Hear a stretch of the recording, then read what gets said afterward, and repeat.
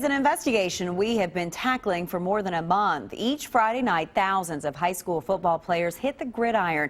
But how safe are their helmets? We contacted every school system, compiled the statistics, and even went to Virginia to track down the answer.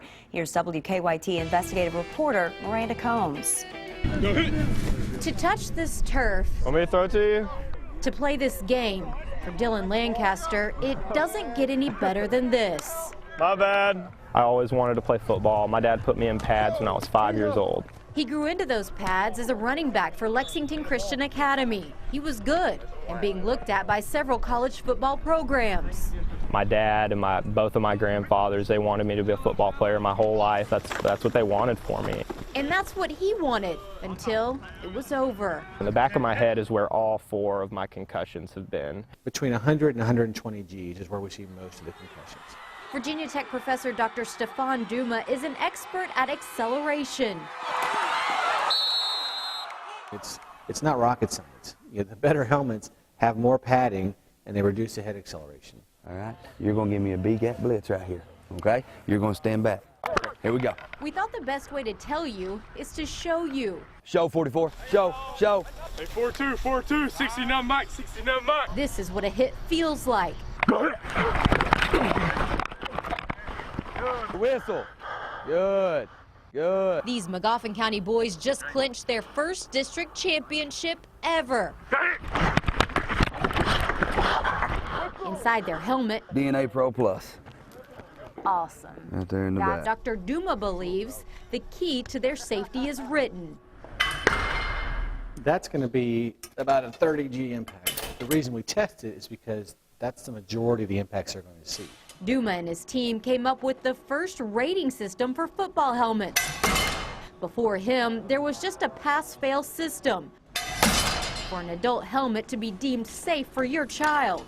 One of the main things we were trying to tell people is that the difference between the bad and the good helmets is dramatic. They all pass NOxI, but do you want the one that just barely passes, or do you want the one that passes by a lot? So Dr. Duma developed a star system. 5 stars goes to the helmet best capable of taking a hit. 4 stars gets a very good rating. 3 stars, good. 2 stars, adequate. 1 star, marginal. And not recommended. So not recommended, 1 star, 2 star. These are the ones we want people to get out of. Our investigation into helmet safety uncovered 5 high schools in our viewing area with helmets below 3 stars. Rowan County has 6 2-star helmets and 2 1-star. 3 schools, Dunbar, Tates Creek, and Bryan Station, all have some 1 and 2-star helmets. Scott County had the worst percentage of what Dr. Duma would consider helmets that need to be replaced.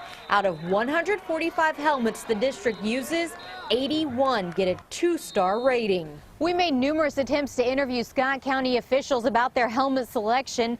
The athletics director and head football coach even told us he'd sit down and talk to us about it. Then told us questions need to go through the superintendent's office. We made multiple calls to the superintendent. She then released a statement basically saying student safety is their highest priority and they strive to stay abreast of new research to ensure that safety. They also said they are currently reviewing the Virginia Tech star ratings and will use the findings when purchasing new helmets.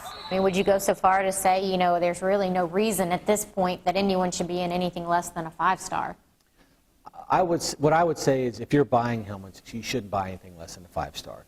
Districts across the state are strapped for cash. Helmets are expensive, ranging from around $150 per helmet to around $375. The price of some of the best helmets was actually lower than some of the lower rated helmets. That was one of the dramatic things, was that not only is there a big difference in performance, but there's a big difference in cost, and it's not related. So some of our most expensive helmets, $200, was the worst helmet. We had other helmets for $160 that were 4-star helmets.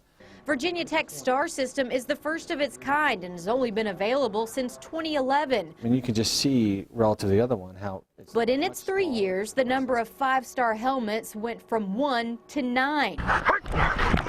Proof that education about helmet safety and concussions is catching on quickly. Head-to-head contact in 2014 is now considered an undisciplined play. When I played, it was considered a good football play. But late in the first quarter, the Wildcats drove. Former University of Kentucky quarterback Freddie Maggard knows he took some hits in those days. Many times in those days it was knock the cobwebs out, you know, rub dirt on it, get back out there from the coaches and player and everybody, because this is the way it was. Kentucky took the ball. Maggard says the game has come a long way since his day. Coaches and trainers are more educated and aware of the signs of a head trauma. I didn't tell my doctor, and now I'm never allowed to play again. Lancaster admits he ignored signs. Come on, dudes! But the college that wanted him for his running back abilities, Center College, also wanted him for his character. As soon as I told Coach Fry that I wasn't allowed to play, he said, well, do you want to be a student coach? Now he's a leader in a game he loves and a model for younger generations to listen to your head and protect it. And in regard to Scott County's helmets, officials do say they exceed state mandates and include yearly safety evaluation and reconditioning of all helmets. But as Dr. Duma pointed out, reconditioning a 2-star helmet is still a 2-star helmet, guys. Miranda, you did a lot of work on this. We've talked about concussions a lot out here, so you've compiled a lot of information for parents to be able to go online and check out where their districts stand, right? We actually talked to 55 school districts and got responses from all of them about what kind of helmets they have and how many, except 3. Clark County, Perry County, and Madison Southern did not get back to us. But it's a conversation a lot of districts are ready to have. I think we've learned a lot. We have. Listening to what you reported. Right, and check it all out, WKYT.com. Miranda, thank you. Sure.